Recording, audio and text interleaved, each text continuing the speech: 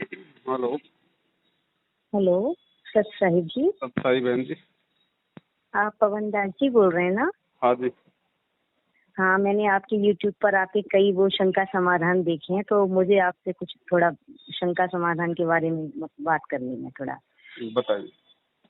मैं बहुत परेशान हूँ भाई साहब। मैं परमात्मा से ये चलो, वैसे परमात्मा हमारे दिल में है, हमारी अंतरात्मा में है, मैं ये जानती हूँ। तो मैं ये भी जानती हूँ वही पूर्ण परमात्मा है, और मुझे उन पर विश्वास भी है, सब कुछ है। लेकिन पता नहीं है, मैंने नाम दीक्षा अपने संत रामपाल जी महाराज जी के मुख कमल से नहीं ली है, इसीलिए मुझे लाभ नहीं हो रहे हैं। क्या हुआ कि मुझे इसकी जानकारी तो थी नहीं। मैंने 5-6 महीने का ये सुना, सत्संग सुना टीवी पर, बुक्स में, उसमें मोबाइल में, और इनकी बुक्स भी मंगाई, मैंने पढ़ी, उनको समझा, और फिर 6-7 महीने होने के बाद फिर मैंने नाम दीक्षा ली। तो मैं नाम दीक्षा केंद्रों पर से लेकर आई हूँ, जो कि अब आप बताते हैं कि ये फर्जी हैं सभी। तो मुझे वहाँ से कोई भी लाभ नहीं हो रहा है, और मैं इतनी परेशान हूँ भाई साहब, मैं आपको बता नहीं सकती हूँ। बस मेरी परमात्मा ही मेरी वो कर सकते हैं मुझ पर दया, और मैं उनसे नहीं मिल पा रही हूँ। मुझे बहुत दुख हो रहा है। काश मेरे परमात्मा मेरे सामने आ जाए और मैं उनसे नाम दीक्षा ले सकूं। मैं इतनी परेशान हूँ। सन 2016 के बाद मेरे पति में अचानक न जाने ऐसा क्या बदलाव आया है कि हमारे हंसते खेलते जीवन में ऐसी आग लगी है कि हमारा घर उजड़ गया। हमारे जो पति हैं वो तन से बन के, मतलब किसी परिस्थिति के चक्कर में गलत रास्ते पर जा चुके हैं, और वो उस परिस्थिति को मतलब छोड़ना नहीं चाह रहे हैं। उसने तंत्र मंत्र साधनाओं से कुछ गंदा वंदा कपड़ा खिला के मावारी बना और उन पर तंत्र क्रियाएं कराई हैं। तो मेरे पति को स्त्री ने वश में कर रखा है, और मेरे पति उसके पीछे हम लोगों की हत्या कर देना चाहते हैं, मार देना चाहते हैं, हमको अपने रास्ते से हटा देना चाहते हैं। घर से 7 महीने से बाहर हैं, और वो ये कहते हैं मैं कभी घर नहीं आऊंगा, इसने मेरा जीवन बर्बाद कर दिया। जबकि मेरे माता पिता भाई सभी ने इनका इतना सहयोग किया है। इनकी पुरानी स्थिति में इनका एक्सीडेंट हो गया था, एक बार इनके हाथ पैर खराब हो गए थे, विकलांग हैं। तो इस स्थिति में मेरे पापा ने, हम सब ने इनका बहुत साथ दिया, और जब आगे गलत जा चुके हैं तो उसके पीछे ये हमको मार देना चाहते हैं। मेरे बच्चों से भी कभी प्यार से नहीं बोलते, मेरे बच्चों से भी कभी ढंग से बात नहीं करती। ना उनको पैसा देते हैं, ना घर में खर्चे का पैसा दे रहे हैं, तनख्वाह का पैसा नहीं दे रहे। सारा पैसा पता नहीं कहाँ ले जा रहे हैं, कहाँ क्या कर रहे हैं, हमें कुछ नहीं पता। लेकिन हम इतने परेशान हैं कि हम अब हमारे पापा जी को FIR करने की धमकी देते हैं, हमारे पापा जी को FIR करने की धमकी देते हैं, और कभी कहते हैं आप रखिए अपनी बेटी को अपने पास, मैं कभी नहीं आऊंगा उसके पास, और मैं कभी किसी को नहीं देखूंगा, आत्महत्या कर लूंगा, मर जाऊंगा। लेकिन इसके पहले, जबकि भाई साहब वो पहले इतने अच्छे थे, वो इस तरह के नहीं थे, उन पर किसी ने ऐसा वो किया है। मैं बस ये चाहती हूँ कि वो कैसे भी सद्मार्ग पर आ जाए, और हमारा पहले जैसा घर बस जाए। हमारा पहला जैसा हमारा घर उजड़ा है, पहले की तरह बस जाए, वो सत्मार्ग पर आ जाए, और उस पर इसलिए उनके चंगुल से कैसे भी मेरे परमात्मा बाहर निकाले काल के भ्रमजाल से। मैं जानती हूँ कि ये काल का एक भ्रमजाल है। वो ये जानता था कि मैं परमात्मा से जुड़ूंगी, उनकी ये शिक्षा ग्रहण करूंगी, उनकी ये सत्संग से जुड़ूंगी, उनको पहचानूंगी, इसलिए उसने ये जाल पहले से बिछाया है। ये मैं जानती हूँ, लेकिन अब इस जाल से मेरे परमात्मा ही मुझे निकाल सकते हैं, और मेरे परमात्मा से कोई ऐसा कांटेक्ट नहीं हो पा रहा है। हालांकि परमात्मा कण कण में व्याप्त है, लेकिन मुझे कोई लाभ नहीं हो रहा है। और मेरे पति दिन पे दिन हमें इतना परेशानी दे रहे हैं, हम बता नहीं सकते। हमारे घर में कभी तो 1 रुपया भी नहीं रहता है, और मेरा ऐसा कोई धंधा भी नहीं है। मैं काम ढूंढती हूँ, करती हूँ, लेकिन कभी कभी शरीर भी अस्वस्थ रहता है, नहीं कर पाती। तो मैं थोड़ा परेशान हूँ। मेरे 3 बच्चे हैं, और लड़के पर भी उन्होंने पता नहीं ऐसा क्या कर दिया है कि लड़का उन्हीं की बात को मानता है। यही नहीं देख रहा है कि मेरे पापा क्या कर रहे हैं, किस रास्ते पर जा रहे हैं। मुझे मारने की धमकी देते हैं। एक बार पता नहीं क्या ले आए थे घर में, मुझे दवा बता दी थी भूख बढ़ाने की, इसकी बढ़ाने की, और वो ड्रग्स ले आए, कुछ घोल घोल के हमको पिलाने लगे। तांत्रिकों कैसे कुछ चीजें ला के और वशीकरण वगैरह करने लगे मुझ पर, और रात को मेरे बाल काट दिए कैंची से एक बार, रात को भूत पिशाचों के मंत्र जाप करने लगे। इनको पता नहीं क्या हो गया भाई साहब। मैं तो बस ये चाहती हूँ सत्मार्ग पर आ जाएं, ईश्वर इनको सद्बुद्धि दे परमात्मा, और इनको बस हमारे घर में वापस ले आए और हम फिर सुखी से रहें और परमात्मा की भक्ति करें उनका नाम लेके। अब आप बताइए हम क्या करें, हम उस परिस्थिति से इनको कैसे छुड़ाएं, कैसे क्या करें, इसका क्या समाधान है। वो मरने मारने पर मिट गए हैं। उस स्त्री से मैंने वचन ले लिया है कि मैं तेरे साथ ही जीऊंगा, तेरे साथ ही मरूंगा। उसकी ऐसी बुद्धि खराब कर दी है इनकी कि हमारी तरफ से मुंह फेर के उसने अपनी तरफ आकर्षित किया है। अब आप बताइए मैं क्या करूं। वो किसी दिन आत्महत्या भी कर सकते हैं और हमारे पति हमारे हाथ से निकल जाएंगे। हमारा जीवन अपने पति के बगैर कुछ भी नहीं है। मेरी माता जी है नहीं, मेरे सिर्फ पापा हैं, वो बहुत बीमार रहते हैं, डायबिटीज के पेशेंट हैं, वो बेचारे बहुत बड़े बूढ़े हो चुके हैं। एक बेटी मेरे पापा जी के पास ही रह रही है, उसको भी नहीं देखते हैं ये कभी। मेरे बच्चों के साथ कभी भी कोई भी खुशी इन्होंने मेरे घर में कभी नहीं मनाई है, सन 2016 के बाद में। उससे पहले लाते रहते थे, सब बच्चों को देखते। मेरी बड़ी बेटी से भी कभी वो नहीं पूछते कि क्या पढ़ रही है, कौन से स्कूल में पढ़ रही है, तू कैसे जाती है, तेरा क्या, कुछ नहीं पूछते हैं। वो ये चाहते हैं कि कल मरे तो अभी मर जाए। अब मुझे तलाक देने की धमकी देते हैं और मैं तलाक देना नहीं चाहती। मैं जानती हूँ कि एक दिन ये सतमार्ग पर आएंगे, इसीलिए मैं उनको तलाक नहीं देना चाहती। और मैं बस ये चाहती हूँ कि वो हमारे पास वापस दोबारा आ जाएं और अच्छी तरह से हम सब लोग प्यार करें। मैं उनको कोई नुकसान नहीं पहुंचाना चाहती, बस ये कहती हूँ परमात्मा वो आप ही की संतान है, वो आप ही के बच्चे हैं, आप उनको सद्बुद्धि दीजिए और उनको सतमार्ग पर लाइए। अब आप बताइए मैं क्या करूँ, मैं परमात्मा से कैसे बात कर सकती हूँ।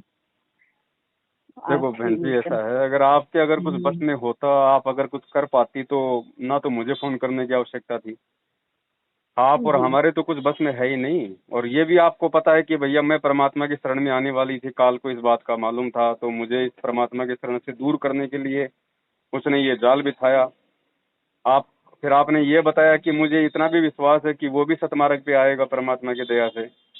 तो आप बहन जी इसमें कुछ नहीं कर सकती। आप केवल अपनी जो भक्ति है वो मर्यादा में रह के आप ये कर सकती हो। अभी क्या है, हम जो नाम दीक्षा केंद्र से मंत्र वगैरह लाए हैं, ये हम पर कोई लाभ नहीं कर रहे हैं, क्योंकि हमें पूर्ण परमात्मा बहन जी लाभ नहीं कर रहे। किसने कहा कि लाभ नहीं कर रहे? आप एक बात बताओ, किसने कहा लाभ नहीं कर रहे? पता नहीं, मुझे महसूस नहीं हो रहा है। लाभ का मालूम हमें ऐसे पड़ेगा क्या कि भाई हमारा एक्सीडेंट हो जाए, हमारी टांग कट जाए, फिर हॉस्पिटल में मालूम पड़ी उसकी जान बच गई, फिर हम कहें हे परमात्मा तूने दया कर दी, हे परमात्मा तूने दया कर दी। वो लाभ चाहती हो या कौन सा लाभ चाहती हो? नहीं, मतलब जैसे हमारी अंतरात्मा में शांति है, शांति तो बहन जी यहाँ पे किसी के भी नहीं है, मेरे भी नहीं है, किसी के नहीं है। ब्रह्मा विष्णु महेश के शांति नहीं है यहाँ पे, और ना हो सकती। शांति को तो आप यहाँ पे भूल जाओ। भगत को शांति होगी तो काल तुरंत घेर लेगा, ध्यान रखना। परमात्मा कहते हैं सुख के माथे पत्थर पड़े जो नाम हृदय से जाए। दूसरी बात बहन जी, आप कह रही हो कि मुझे लाभ नहीं हो रहा, और मैं ये कह रहा हूँ कि आपके पति का जीवन ही शेष नहीं था। ये तो आप परमात्मा की शरण में हो, जिस कारण से आपके पति का जीवन शेष है अभी तक, तो ये आपको लाभ नहीं है क्या? हाँ, हो सकता है। हो सकता नहीं है, हो सकता नहीं बहन जी, क्योंकि देखो जो परमात्मा की अच्छी आत्मा होती है, मालिक को मालूम होता है कि इनके साथ आगे चल के कितना बुरा समय आने वाला है। उससे पहले परमात्मा किसी न किसी बहाने उस आत्मा को अपने चरणों से लगा लेता है। उसके भाव, श्रद्धा, दान, धर्म आधार से फिर परमात्मा उसकी रक्षा करता है। जैसे परमात्मा ने द्रौपदी का किस्सा बताया, मालिक को मालूम था कि आगे चल के इसका चीरहरण होगा, इसको नंगी किया जाएगा, लेकिन वो मालिक की आत्मा थी, तो परमात्मा ने पहले ही एक साधु का रूप बना के 9 इंच का एक साड़ी का टुकड़ा ले लिया। तो आप ये ना सोचो कि आपको लाभ नहीं हो रहे, आप ये सोचो कि परमात्मा तेरी शरण में ना होती तो हाथ में मेरे कटोरा होता अब तक जी। ये तो और ये अब देखो ऐसा है ना, आपके संस्कार बहन जी अलग हैं, आपके पति के संस्कार अलग हैं, आपके बेटे के संस्कार अलग हैं। आप ये ना सोचो कि मेरा बेटा है तो मेरे जैसा होगा, या ऐसा कुछ नहीं है। हम देखते हैं अपने आप को एक दूसरे से रिश्तों में तोल के, लेकिन हम पिछले जन्म में कौन थे, कहाँ थे, एक दूसरे के शत्रु थे या मित्र थे, हमें थोड़ी मालूम उन बातों का। हम तो अपना संस्कार भोगने के लिए आए हैं आज यहाँ। आज हम उनको अपना बेटा बेटी, पति पत्नी मान के हम उनसे मतलब मोह में फंस रहे हैं। अब जो उसके साथ हो रहा है उसके संस्कारवश हो रहा है, और उसका संस्कार आप ना तो चेंज कर सकती, ना आप उसके संस्कार को काट सकती, वो उसको भोगना पड़ेगा।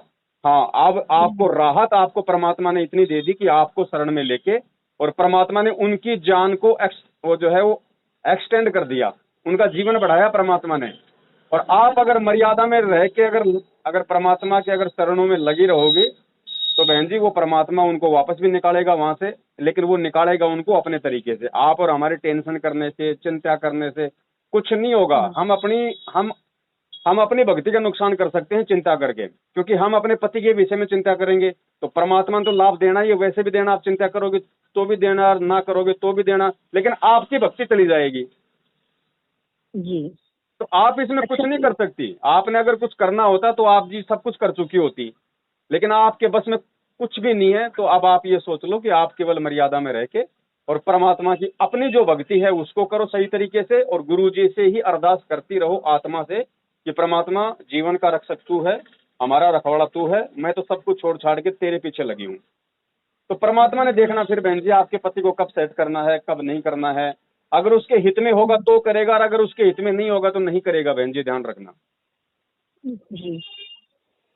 तो आप और हमारा तो कोई टेंशन लेने का कोई औचित्य नहीं है बहन जी। हमारा जो कर्म है वो हमें करना है, और हमारा कर्म अपनी भक्ति करना, अपना काम धंधा करना। बाकी तो एक बात बताओ, खुद वो परमात्मा जेल में बैठा हुआ है, इतने कष्ट उठा रहा है, वो खुद भी तो यही दिखा रहा है ना कि भैया तुम 21 ब्रह्मांड में हो, तुम सतलोक में नहीं हो। मर्यादा में रहोगे तो थोड़ा बहुत लाभ मैं तुम्हें दूंगा, अन्यथा देखो मेरे साथ क्या हो रहा है यहाँ पे, तुम कैसे बच सकते हो। तो बहुत सारी चीजें हैं जो परमात्मा खुद के ऊपर लेके भी हमें सबक सिखाते हैं, लेकिन हम लोग जान नहीं पाते हो उन सब बातों को। अब एक बात बताइए, आपका तो खाली पति भाई चलो भाई उनके थोड़ा बहुत जादू टोने में आ रहा है, गुरु जी का तो पूरा परिवार ही काल के जादू टोने में चल रहा है। वो तो उन्हें अपना बाप भी नहीं मान रहे, उल्टा उन्हीं की संगत को लूट रहे हैं, खा रहे हैं, राजनीतियां कर रहे हैं, उल्टा अपने बाप का नाम बदनाम कर रहे हैं। तो उनकी बुद्धि किसने हर रखी है? आपके पति की बुद्धि जैसे एक किसी जो है जादूगर ने या किसी तांत्रिक ने हर रखी है, वैसे ही गुरुजी के पूरे परिवार के कोऑर्डिनेटरों की बुद्धि काल ने हर रखी है। तो इनको भी तो अपन ये कह सकते हैं कि तांत्रिक ने इनकी बुद्धि हट रखी है, क्योंकि तांत्रिक भी तो काल प्रेरित होते हैं। जी हाँ। तो बहन जी आप ये ना सोचो, देखो ऐसा नहीं है कि आपके साथ हो रहा है मेरे साथ नहीं हो रहा, तो बहन जी लेकिन हमें ज्ञान आधार से सोचना पड़ेगा। ये परिस्थितियां कल को मेरे साथ भी हो सकती हैं, कोई जरूरी थोड़ी है। हम सब काल की हद में हैं यहाँ पे। हमारे को परमात्मा ने तो खाली एक अपने नाम की डोरी दे रखी है कि इस नाम की डोरी से लगे रहेंगे तो थोड़े बहुत हमारा मतलब बचाव होता रहेगा। बाकी तो हम सब बराबर है बहन जी। मेरे ऊपर कब आपत्ति आ जाए, आपको कब शांति हो जाए, किसी को कुछ नहीं पता यहाँ पे। लेकिन इतना हमारे को विश्वास हो जाना चाहिए इस परमात्मा के ज्ञान से और इसकी शरण में आने के बाद कि भैया अब हमारा वो अनिष्ट नहीं हो सकता जो मेरी भक्ति में बाधा हो जाए। वो अनिष्ट, वो रोग, वो बीमारी, वो दुख परमात्मा अपने भगत पे हरगिज नहीं आने देगा। भगत अगर मर्यादा में है तो जो उसकी भक्ति में बाधा उत्पन्न कर दे। बाकी क्या पता बहन जी आपके पति को अपने शरण में लाने के लिए ही ये सारा ये चक्र चल रहा हो। ये परमात्मा का ऑपरेशन है ना। हाँ वही जानते हैं। हाँ, कौन सा जीव कौन सी तरीके से मेरे शरण में आएगा ये परमेश्वर को पता है, और ये परमेश्वर का ट्रीटमेंट है भगत जी। हम इसमें बीच में कुछ नहीं कर सकते। अब ना तो आप अगर कुछ करोगे तो आप जी चिंता करोगी, चिंता करके आप जी क्या करोगी, अपना नुकसान करोगी। क्योंकि परमात्मा कहते हैं चिंता तो हरि नाम की और न चितवे दास, जो कोई चिंता नाम बिना सोए काल की फांस। वो अपना संस्कार भोग रहा है, जैसा उसका संस्कार पूरा हो जाएगा परमात्मा उसको अपने आप देख लेंगे जी। बाकी तो जी बताइए। मैं ये कह रही थी जैसे नाम दीक्षा केंद्र से अब ये सब काल के इनके सब लोग फर्जी नामदान केंद्र लेके बैठे हैं, तो ये हमको जो मंत्र देते हैं तो ये हमको लाभ नहीं देंगे ना वैसे? नहीं नहीं बहन जी ऐसा नहीं है। देखो ऐसा है, अगर कोयले के खान में अगर आपको हीरा मिल जाए तो क्या हीरे की जो मोल है मतलब वो कम हो जाएगा क्या? जैसे हम ये कहते हैं चलिए इन्होंने जो भी मंत्र दिया वो हमारे परमात्मा के अनुसार वैसे तो ठीक है ना, तो हम जब उसको सच्चे दिल से सच्ची आत्मा से ग्रहण करेंगे तो हमारे परमात्मा इस बात को मानते तो हैं कि जानते हैं ना कि हमारा भक्त तो अपनी जगह सही है। ये तो इन लोगों की गलती है जो उन्होंने इस तरीके से किया है हमारे साथ में। तो हम तो बार हम तो बहन जी यही संदेशा देते हैं कि भैया आपकी गलती नहीं है। जिन्होंने ये मंत्र ले लिया ना, नाम दीक्षा ले ली इन नामदान केंद्रों से, तो उस लेने वाले की गलती नहीं है। क्योंकि ज्ञान परमात्मा का ऐसा है, आत्मा तुरंत दौड़ती है कि कहाँ है भगवान, कहाँ है भगवान। यही तो हुआ है कि मैंने हाँ। जैसे ही मैंने मेरी बहन ने बताया था मुझे, मेरी बहन हरियाणा हिसार गई थी इनसे नाम दीक्षा लेंगे, उसने मुझे इनके बारे में बताया, तो मैंने तुरंत, मेरी आत्मा ने उसी समय ग्रहण कर लिया कि ये ही पूर्ण परमात्मा है। मैंने उसी पर मान लिया था। उसी दिन से मैंने ना कोई इनका सत्संग देखा ना कुछ, बस मोबाइल पे इनकी आरतियां सुनने लगी, इनके नाम की ज्योति जलाने लगी घर में। मैं सारे देवी देवताओं को भूल गई, मुझे हर हर चीज में ये परमात्मा दिखाई देने लगी। यहाँ तक कि अपने बच्चों में, बर्तन में, बाहर देखूं, किसी को भी देखूं, उसमें मुझे बस परमात्मा ही परमात्मा दिखाई देते थे उस समय। मैं रात को 4-4 बजे उठ के मोबाइल में लीड लगा लगा के इनकी आरतियां सुनती थी। मतलब मेरी आत्मा इनसे इस तरह से जुड़ गई कि मैंने इनको कभी न देखा न समझा, वो एक बार मेरी बहन के कहने से ही मैं इनको पूर्ण परमात्मा उसी क्षण से मानने लग गई। और मैं इस तरह से इनसे जुड़ती चली गई। मेरी आत्मा कभी ये नहीं कह सकती कि ये परमात्मा नहीं। मेरी अंतिम श्वास तक मेरे परमात्मा यही है, यही थे। हम इनको पहचान नहीं सके थे, लेकिन यही है। बिल्कुल बहन जी, परमात्मा यही थे, आज भी यही है, कल को भी यही रहेंगे, रहेंगे। और अब ऐसा है, मुझे विश्वास है, मुझे मेरी सांसें भी अगर एक भी जब तक चलेंगी तब तक मुझे इन पर इतना विश्वास रहेगा, चाहे कोई कैसी भी परिस्थिति आ जाए, मैं अपने परमात्मा का विश्वास नहीं तोड़ूंगी। ये मेरा दृढ़ विश्वास है कि मेरे परमात्मा है। जब आपको अगर इतना दृढ़ विश्वास होगा तो बहन जी परमात्मा फिर दूर नहीं है। अगर मालिक चाहेगा तो सारे काम ठीक कर देगा, वो सब कुछ ठीक करेंगे, और केवल वही हैं जो सब कुछ ठीक कर सकते हैं। आप उनको वो डाइवोर्स वगैरह है ना, वो मत देना उनको, भैया तेरे को अगर नहीं रहना है तो मेरी तरफ से तू फ्री है, रहे या ना रहे, लेकिन मैं अपनी तरफ से तेरे को लिखित में नहीं दूंगी कि मैं तेरे को डाइवोर्स दे रही हूँ। वही मैं कह रही हूँ, चाहे मेरी सांसें चली जाए, चाहे मेरी लाश को गुजरना पड़े, मैं इस पवित्र बंधन जो परमात्मा ने जोड़ा है, मैं इसका अपमान नहीं कर सकती, मैं इसको टूटने नहीं दे सकती। फिर बहन जी जब हम इतने मतलब समर्पित हो जाएंगे तो वही बात है। गुरुजी एक छोटा सा वो चुटकुला सुनाते हैं सत्संग में कि 2 बनिए थे, वो आपस में लड़ने लग गए। तो एक ने कहा कि मैं तेरे बाट की मारूंगा सिर में, तो दूसरे ने कहा कि मैं कौन सा ठाली बैठूंगा। तो गुरुजी ने कहा कि भाई पुण्यात्मा, जब तुम उस परमात्मा के लिए कुछ करोगे तो वो कौन सा ठाली बैठेगा। आप समझ नहीं सकते भाई साहब, मेरे पति ने इस तरह का माहौल बना दिया है कि मेरे घर का कोई भी रिश्तेदार इस समय मेरे कांटेक्ट में नहीं है। इस मतलब एक तरह से ऐसा हो गया है, मतलब जैसे सबका अलग हो जाना, और कोई किसी से कोई मतलब नहीं रख रहा। बच्चे भी कुछ इस तरह के हो जाते हैं कि टेढ़े टेढ़े बोलते हैं, मतलब जैसे होता है ना घर में एक काल का जाल सा बिछ जाता है। अब लेकिन मैंने कुछ महसूस ये किया है कि मैं जब से इनकी भक्ति करती हूँ, जो भी है मंत्र, तो देखो मैं झूठ नहीं बोलूंगी, मंत्र तो मैं नहीं ज्यादा कर पा रही, लेकिन हाँ अपनी अंतरात्मा से कभी कभी उनका नाम लेती रहती हूँ। मेरे हर समय वैद्य का नाम चलता रहता है, मतलब सुबह से लेके रात तक, मैं जब तक सोने में भी, रात में भी मेरे अंतरात्मा में परमात्मा का ही जाप सा चलता रहता है। हाँ तो अच्छी बात है, दया है परमात्मा की, यही होता है। और कोई एक जगह बैठ के थोड़ी करना है, कोई समाधि लाके बस। और मैं किसी देवी देवता को स्मरण न स्वप्न में भी करती हूँ न दिन में, मुझे कोई मतलब देवी देवताओं की तरफ तो मैं देखना भी पसंद नहीं करती हूँ जब से मैं इन परमात्मा से जुड़ी। उनका कोई सुमरण है ही नहीं, उनका क्या भाई, उनका कोई सुमरण है ही नहीं, उनका क्या सुमरण करेंगे अपन बताओ। और मैं बहुत अपने आप को बहुत खुश नसीब समझ रही हूँ इस समय। मुझे परमात्मा की ऐसी दया है मेरे ऊपर कि मुझे केवल वही दिखे, अपने हर सुख में, हर दुख में, हर चीज में मुझे केवल मेरे परमात्मा ही दिखे, मुझे कोई नजर नहीं आए बस। और मेरा हमेशा उन पर यह विश्वास हमेशा बना रहे, कोई कितनी भी शक्ति आ जाए, मेरे परमात्मा का विश्वास मुझसे नहीं डगमगा सकती है, ना ही मैं डगमग होंगी। ऐसे कई बार हुआ है मेरे साथ, ये सभी लोगों ने मुझसे कहा है, अरे आपने कैसे भैया 40 रुपए की है, दही बड़ा 60 रुपए का। सारे आपने कैसे गुरु से दीक्षा है, रबड़ी वाली कुल्फी है। हाँ, तो कई लोग कहते हैं आपने करवा चौथ छोड़ दिया, आपने ये त्योहार छोड़ दिया, आपने ये त्योहार, यानी कि देखो मेरे को सब कुछ, मेरा हर त्योहार मेरे परमात्मा है, उनकी भक्ति है, मेरा और कोई त्योहार है, मेरी हर खुशी मेरे परमात्मा के लिए है और कुछ भी नहीं बस। सत्संग बहन जी ऐसे तो काम आते हैं, सत्संग इसीलिए तो करते हैं परमात्मा, क्योंकि ऐसी परिस्थितियों में सत्संग ही हमारा सहारा होता है। ज्ञान ही हमें इन परिस्थितियों से लड़ने की जो है वो हिम्मत देगा।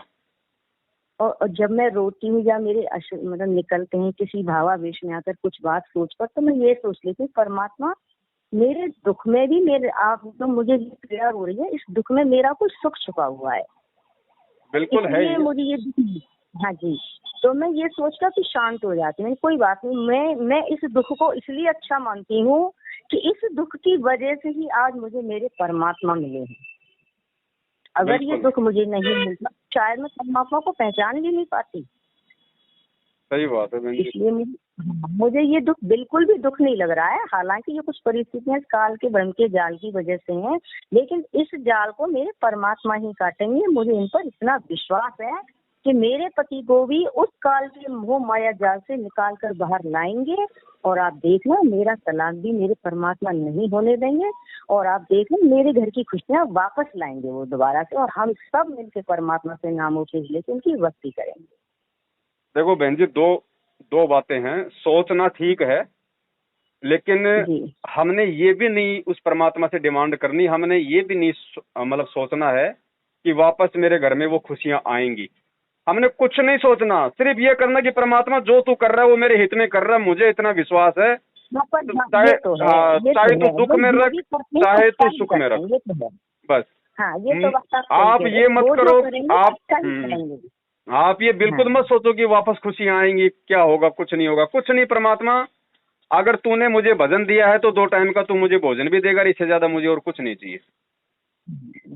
ये तो है, हमारे दुख का निवारण तो आप ही के हाथ में है, हम तो परमात्मा से यही कहते हैं।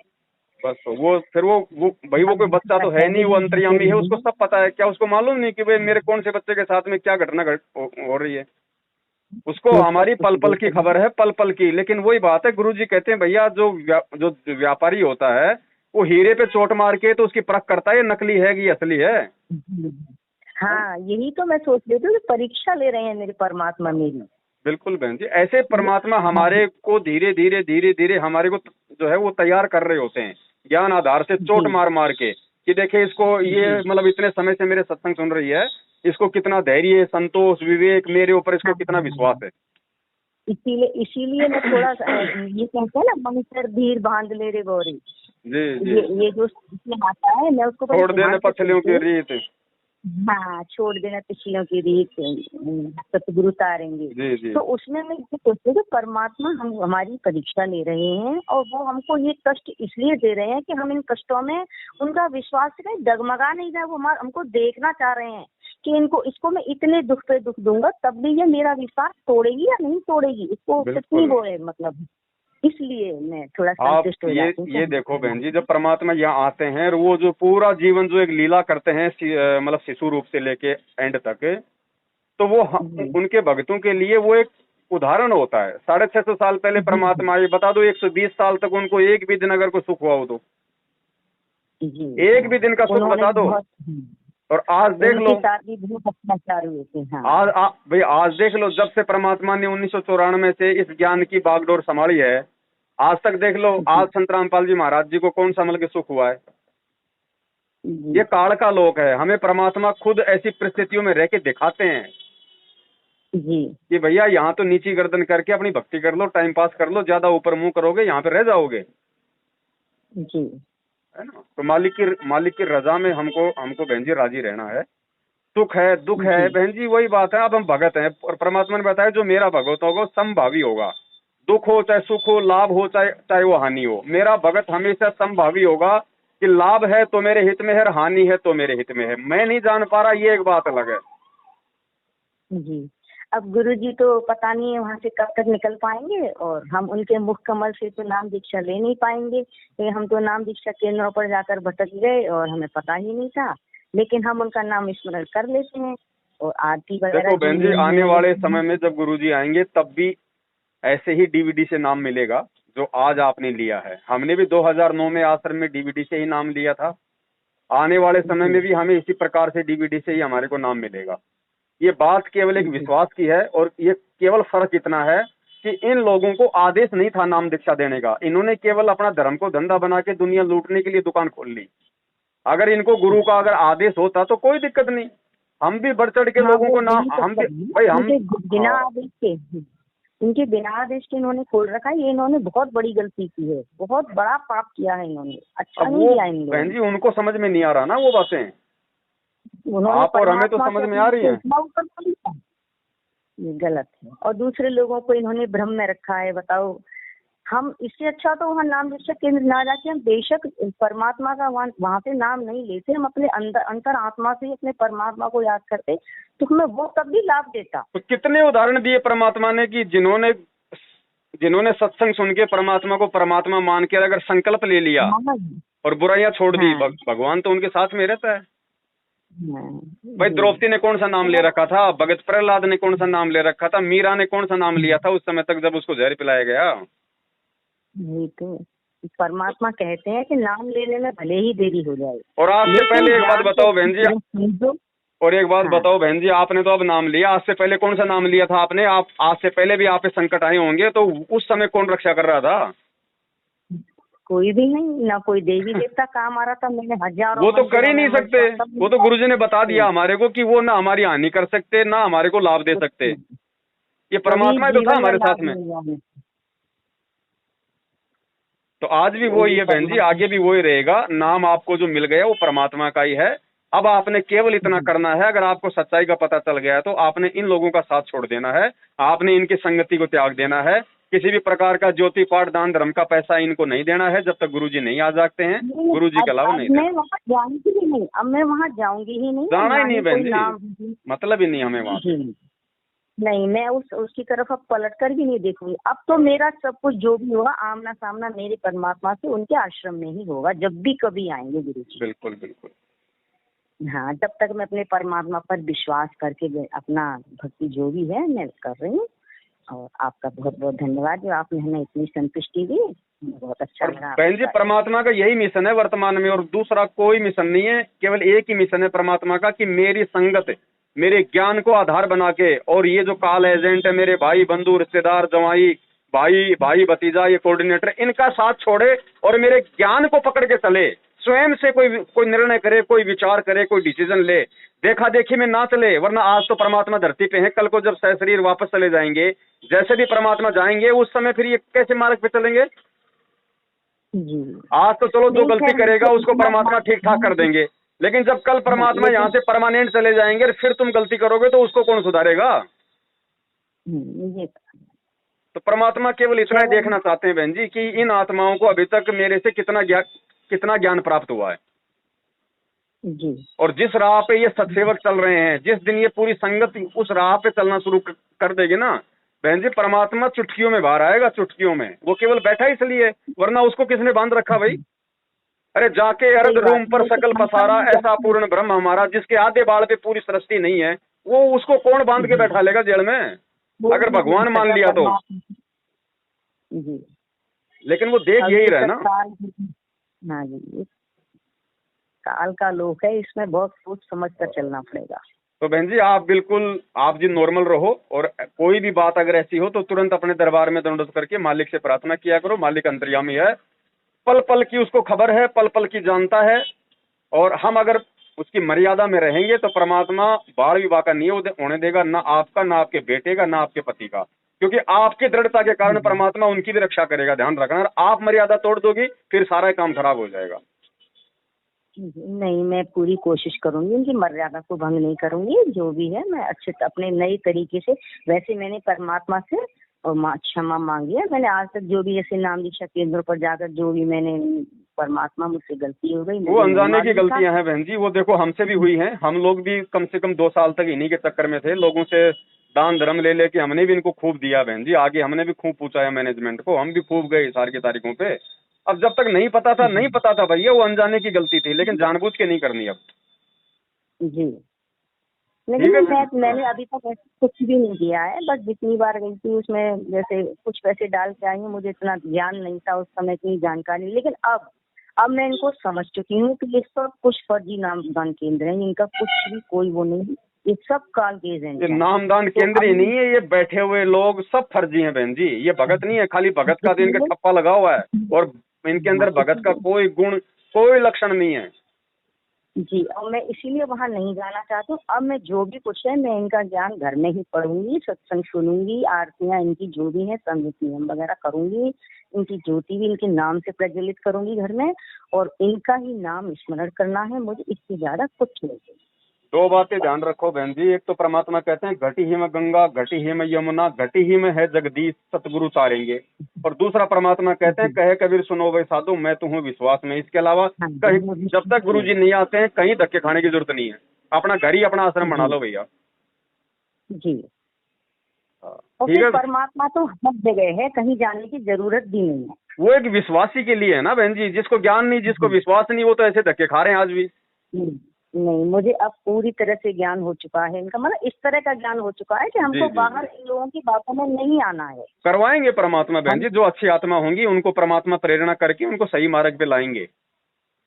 जी, मुझे विश्वास है सदगुरुदेव ऐसा ही करेंगे। हाँ, और वो समय भी आएगा जो हमारे परमात्मा, हो सकता है वो आ भी जाए जल्दी जगत के उसके लिए। उनकी मर्जी है बहन जी। परमात्मा आए तो अभी 2 सेकंड में आ जाए, नहीं आए तो 2 साल नहीं आए, साहिब की मर्जी। अपन कौन होते हैं उनको जबरदस्ती लाने वाले। वो तो उनकी लीला है, वो अपनी मर्जी से गए तो अपनी मर्जी, से हाँ, जाएंगे। मर्जी का मालिक है भाई। जी, ठीक है। हाँ, सच्चा है बहन। जय हो बंदी छोड़ की। जय हो बंदीश्वर। मस्तक लाग रही मारे गुरु चरणा की दूर, मस्तक ई मारे गुरु चरणा की दूर, मस्तक लाग रही। जब ये धूल चढ़ी मस्तक पे, जब ये धूल दुविधा हो गई दूर, मारे गुरु चरणा की दूर।